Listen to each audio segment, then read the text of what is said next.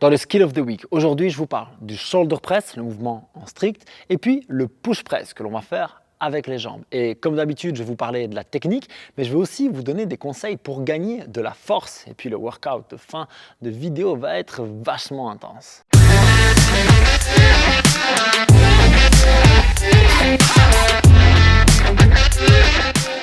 Bon, entrons dans le vif du sujet. Le shoulder press et le push press sont deux mouvements que j'aime beaucoup et ils peuvent être faits avec énormément d'objets. Par exemple, on peut imaginer faire ça avec les dumbbells comme je vous montre ici. Et il y a plusieurs manières de le faire. Avec les dumbbells, on pourrait imaginer les garder dans cet axe ou dans celui-ci. Mais aujourd'hui, on va parler skill CrossFit et le shoulder press et le push press se font plutôt avec la barre. C'est donc là-dessus qu'on va se focaliser aujourd'hui. Sur le shoulder press donc en strict et sur le push press avec l'aide des jambes. Attention, vous allez voir qu'il y a une grosse différence d'engagement des chaînes musculaires, notamment par rapport à ce que moi j'ai appris en skill, mais qui finalement ne fonctionne pas vraiment dans la vraie vie. Mais avant d'aller dans ces détails techniques, parlons du bon warm-up pour bien effectuer ces exercices. Pour moi, il y a trois grandes choses à échauffer lorsqu'on veut faire du shoulder ou du push press de qualité. Le premier, évidemment, c'est la stabilisation au-dessus de la tête. Et donc pour ça, on va choisir deux kettlebells ou deux dumbbells ou prenez la barre si vous n'avez que ça et on va faire du overhead walk. Je vais donc venir mettre les deux paumes de main l'une vers l'autre, pousser dans les bras au maximum en gardant les épaules basses, abdos gainés et surtout en créant de la tension. Regardez ici, ça va vous servir pour la suite. Vous voulez de la tension dans le biceps et dans le pec. Ça, c'est très important, c'est ce qui va stabiliser votre charge au lieu d'être dans le trapèze qui lui ne fonctionne pas du tout bien pour ça. Ensuite, échauffer les rotateurs de l'épaule, c'est très intéressant. Pour ça, je vais prendre un exercice assez simple et donc je vais me mettre ici parallèle à la trajectoire de l'élastique, main contre le ventre, coude bien serré, omoplate fixée et je vais venir décrire un arc de cercle avec la main et surtout je vais bien freiner mon retour. C'est vraiment cette phase excentrique qui est très intéressante. Si vous n'avez pas d'élastique, vous pouvez prendre un tout petit poids et le faire coucher sur le côté. Ça fonctionne aussi très bien. L'idée ici, c'est de faire ce qui est le plus confortable pour vous et là où vous sentez que vous avez du contrôle. Et le troisième mouvement qu'on va échauffer, c'est l'extension. En gros, on va vouloir pousser sur nos jambes, pousser dans le sol et contracter les moyens fessiers qui vont donner de l'explosivité à notre mouvement en push press. Pour ça, le demi-squat jump est exceptionnel et on va le faire sans les mains au départ et puis monter en allant chercher le plafond pour vraiment s'étendre au maximum et donner de la puissance. Pensez force et vitesse, c'est vraiment une grosse contraction musculaire très rapide. Vous pouvez simplement alterner ces trois mouvements pour 30 secondes d'effort, 15 secondes de repos. Bien sûr, vous faites droite et gauche avec les rotations externes et faites 2 ou 3 tours en fonction de ce dont vous ressentez le besoin. Bon, pour la technique, on va entrer directement dans du très lourd. En théorie, le shoulder press se fait en chaîne de stabilisation. Ça veut dire avec les abdos engagés et les côtes rentrées. On dit toujours qu'il ne faut pas sortir les côtes quand on fait le shoulder press et je comprends tout à fait pourquoi. En haut, c'est tout à fait vrai. Si vous sortez les côtes, vous creusez le bas du dos, vous prenez franchement des risques. Et donc faire le shoulder press en hollow, ça a du sens, en gainage. Je vous montre ici comment faire avec la barre. Le jeu, c'est de retirer le menton, de garder les abdos bien gainés, de presser avec une jolie ligne verticale et bien sûr de mettre de la tension dans la barre overhead. Attention, ça marche avec des poids légers. En vérité, ça ne fonctionne pas avec des poids lourds. Et pour ça, je vais l'illustrer avec quelqu'un qui est beaucoup plus fort que moi et qui est franchement une référence dans la matière. On pense qu'on veut de lui, mais Dimitri Klokov, il est super costaud. Et regardez-le ici, faire un shoulder press strict, très lourd. Son départ n'est pas du tout en hollow. On se rend bien compte que sur sa stabilisation overhead, il revient se gainer et il rentre les côtes, mais son départ, pas vraiment. Et c'est normal, on a beaucoup plus de force en faisant une extension au départ. Alors le problème, il est quand on veut rester en hollow justement et que on casse involontairement parce que c'est trop lourd. Quand on fait de la force ou plusieurs reps lourdes, ça va arriver, c'est inévitable. Donc ce qu'on va faire en fait, c'est qu'on va apprendre à le faire avant pour ne pas prendre de risque, à faire une extension volontaire safe. Et donc le shoulder press, on va le démarrer avec un arc, avec une chaîne d'extension. Ça veut dire que je vais driver mon bassin vers le haut avec une contraction puissante des fessiers. Et oui, je vais arquer le dos. Je dis bien arquer, je n'ai pas dit de faire d'hyper-extension dangereuse. Si vous contractez les cuisses et les fessiers et que vous arquez le dos volontairement vers le haut et pas vers l'arrière, ça ne posera pas de problème. Et dès que vous passez la ligne de la tête, là c'est l'inverse. Vous revenez, rentrez le bidou, engagez les obliques, ramenez les côtes et vous terminez bien stable, overhead. C'est ce que j'appelle le point d'inflexion, c'est le moment où je passe d'une chaîne à l'autre et ce sera très intéressant pour le push press. Ok, ça fait peut-être beaucoup d'infos, mais regardez ce que ça donne en vrai. En gros, je me place, au début, oui, j'ai les abdos gainés et puis je vais driver avec les fessiers et je repasse. Et je stabilise overhead. Pour le retour, faites la ligne la plus droite possible, c'est le plus facile. Pour ça, vous contrôlez le retour et quand vous arrivez près de la tête, vous la reculez et soit vous freinez le reste en strict, soit si c'est lourd ou si vous avez beaucoup de reps, vous pouvez absorber avec les jambes comme je vous montre ici. Et vous savez quoi? Vous savez faire un shoulder press et vous savez même faire plusieurs shoulder press, même s'ils sont lourds, vous serez en sécurité et performant. Et ça, c'est cool. On va passer au push press et après le push press, je vous donnerai un programme de force que vous pourrez utiliser pour le shoulder press ou le push press de manière équivalente. Vous verrez, il est très efficace. Bon, pour le push press, on va garder un peu toutes les bases. Ça veut dire qu'on va démarrer avec les pieds en jumping position. Alors, j'en ai pas parlé sur le shoulder press, mais c'est relativement intuitif. En fait, on va mettre les pieds un petit peu plus larges que le bassin en général. C'est l'endroit où on va prendre de l'élan pour sauter. Et à partir de là, en fait, on va utiliser une prise d'élan, ce qu'on appelle le dip. Le dip, c'est cette prise d'élan où je vais fléchir les genoux, mais attention, écoutez bien, c'est très important, je vais garder le buste vertical. Je vais donc mettre les genoux vers l'extérieur et garder autant que possible une trajectoire verticale dans ce dip. On voit très souvent des dips où on se penche en avant et ça, c'est très inefficace parce que je vais driver la barre vers l'avant et c'est déjà compliqué en push press, mais si vous voulez passer sur le jerk, que ce soit le push jerk ou le split jerk, là, ça va carrément être la cata.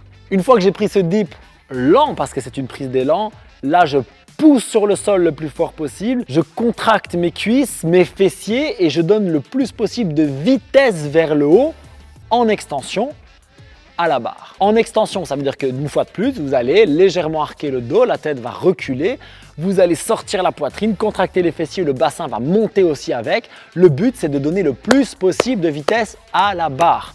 Et une fois que c'est fait, vous allez réatteindre, je sais que ce n'est pas un mot mais on s'en fout, le point d'inflexion, c'est l'endroit où vous allez pouvoir passer la tête et rechanger et revenir en stabilisation. En haut, vous ne voulez pas garder le dos arqué, c'est hyper dangereux parce que chaque centimètre de levier en plus vers le haut est un levier en plus sur le bas du dos. Donc, dès que vous le pouvez, vous repassez épaules basses, abdos gainés et bien stable avec la barre idéalement bien alignée au-dessus des épaules. Je réinsiste une dernière fois, le dip, la prise d'élan se fait doucement, le drive est hyper explosif et puis on presse et on stabilise. Pour ça, vous pouvez vous inspirer du shoulder press et en haut, vous gardez de la tension dans la barre. C'est hyper important. C'est avec cette tension que vous pourrez protéger vos épaules, être plus stable et donc aussi plus fort, plus résistant. Pour le retour, on fait exactement comme le shoulder press. Je commence à freiner d'abord en strict et quand je suis plus ou moins avec les coudes à 90 degrés ou que j'arrive à la tête, je recule la tête et j'absorbe le choc avec les jambes parce qu'on peut partir du principe que le push press va être plutôt lourd. Si vous avez plusieurs reps à enchaîner, ça dépend des standards en compétition, etc. Mais de manière générale, vous pouvez franchement repartir sur la rep suivante si vous êtes dans un principe de cycling.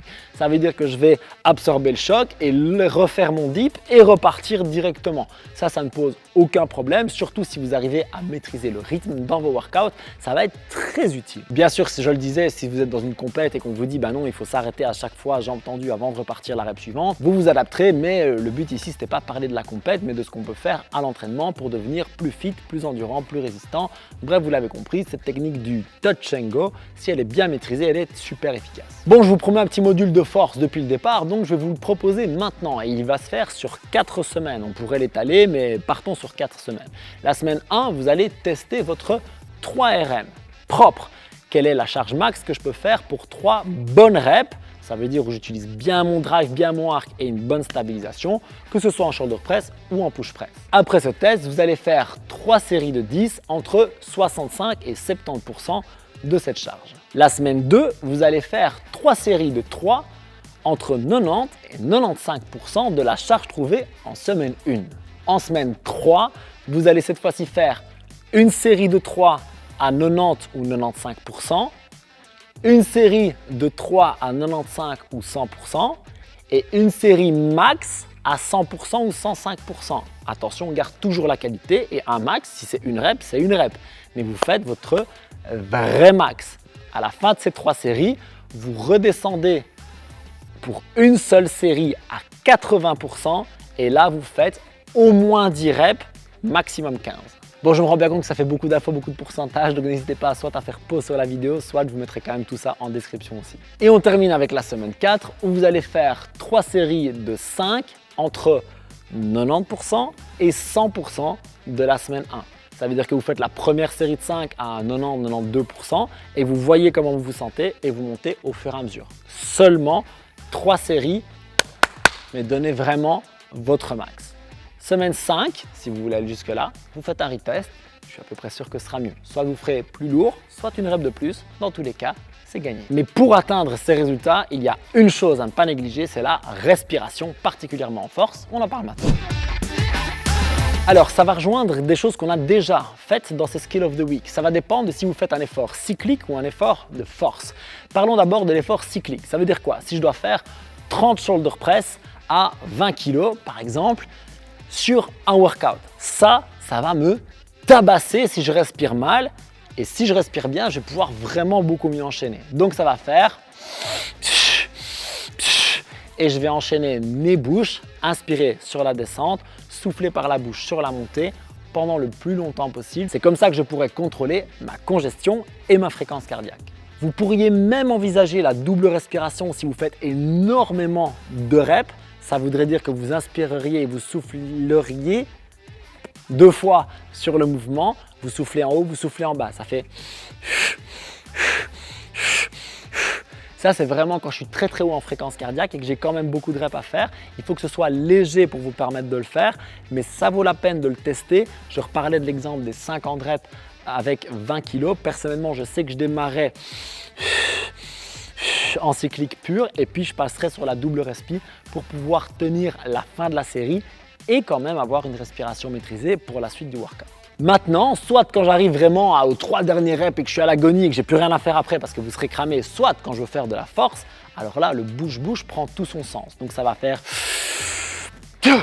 Et soit je vais bloquer pendant toute la montée et je vais souffler en haut. Soit ce que moi j'aime faire, je vais un petit peu souffler pendant l'effort et je soufflerai un peu plus en fin d'effort ou en fin de rep. Ça va donner... Je vais donc souffler un petit peu pendant l'effort, pendant ce drive, et puis tout le reste en haut. Je peux le faire sur le push press également. Ça fonctionne extrêmement bien pour moi quand je suis dans des charges hautes ou vraiment dans un effort extrêmement intense. Testez ce qui vous correspond en termes de soit je relâche un peu d'air, soit pas du tout. Mais dans tous les cas, bouche pour les efforts max, ça fonctionnera très bien. Pour la partie scaling du shoulder press et du push press, je vais être très honnête, en fait, on ne va pas vraiment scaler le mouvement. Ce qu'on va scaler, c'est l'objet. Pourquoi? Parce que la plupart d'entre nous va pouvoir effectuer ces mouvements sans problème. La difficulté, ça va être de stabiliser la charge au-dessus de la tête. Ça, on en a bien conscience. Donc, il faut prendre des charges que l'on peut stabiliser et surtout qui vont nous permettre d'avoir une trajectoire verticale. Parfois, ce qui va se passer, c'est qu'avec la barre, je vais avoir tendance à faire comme ça.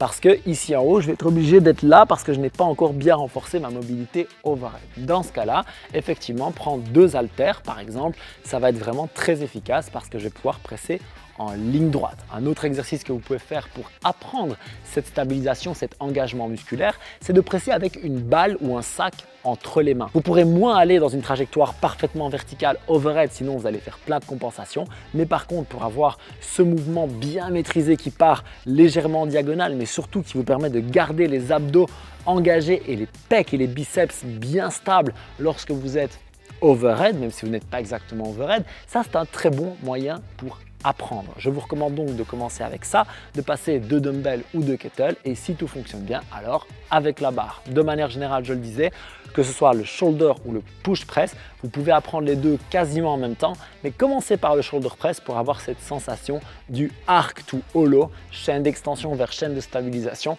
Ça changera beaucoup de choses pour votre push press par la suite.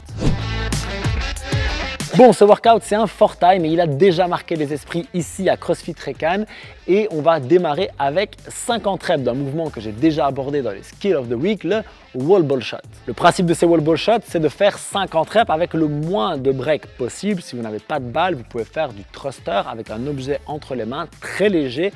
Prenez une respiration cyclique et faites vraiment peu de pauses.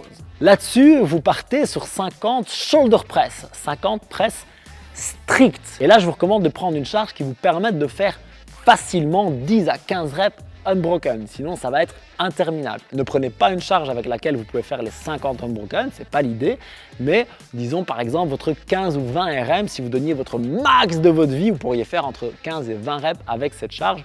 C'est nickel. Là-dessus, on va faire 50 burpees. Je sais, je suis pas sympa, mais vous allez voir, ça va prendre tout son sens. Ces 50 burpees, vous allez soit les faire en sautant, soit en marchant, soit vous pouvez faire des down-up, pareil, en sautant ou en marchant. Le but là, c'est de gérer votre respi, de monter votre cardio avant le dernier exercice qui est 50 push press.